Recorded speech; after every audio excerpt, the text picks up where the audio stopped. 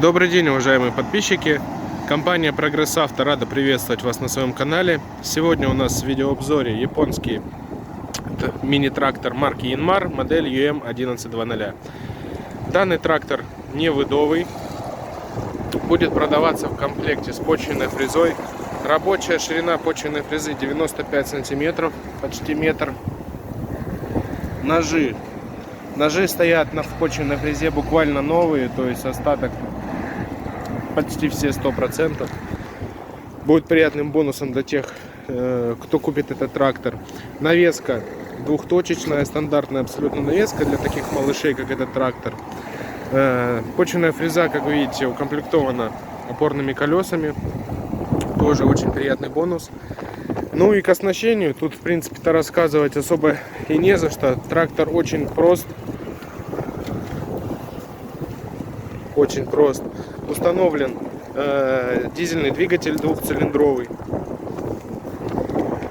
Не сопливит, не течет, работает абсолютно исправно. Также, как уже проговаривал не раз, все японские трактора у нас с жидкостным охлаждением.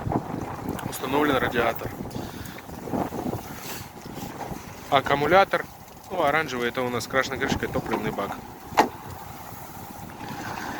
Давайте с вами также традиционно осмотрим состояние резины. Левое переднее колесо, правое переднее колесо. Абсолютно без нареканий. Давайте с вами попробуем высмотреть размер. Уж больно малехонькое оно, чтобы так было просто сразу заметить. Так, ну если я не ошибаюсь, 5 на 10. Задняя пара колес тоже как с иголочки.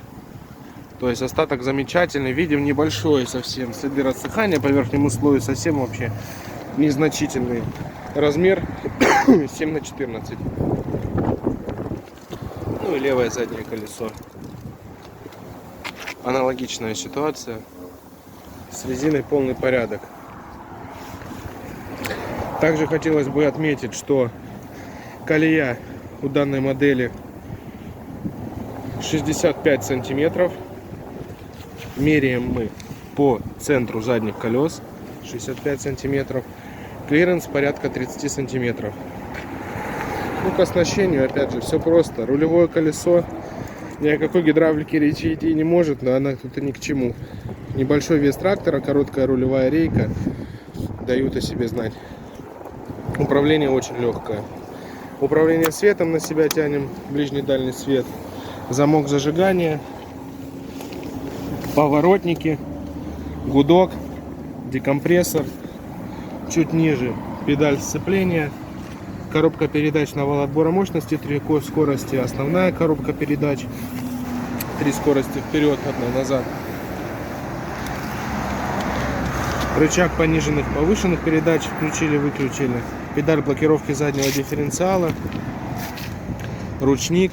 Спаренные тормоза. Педаль газа на данном малыше отсутствует.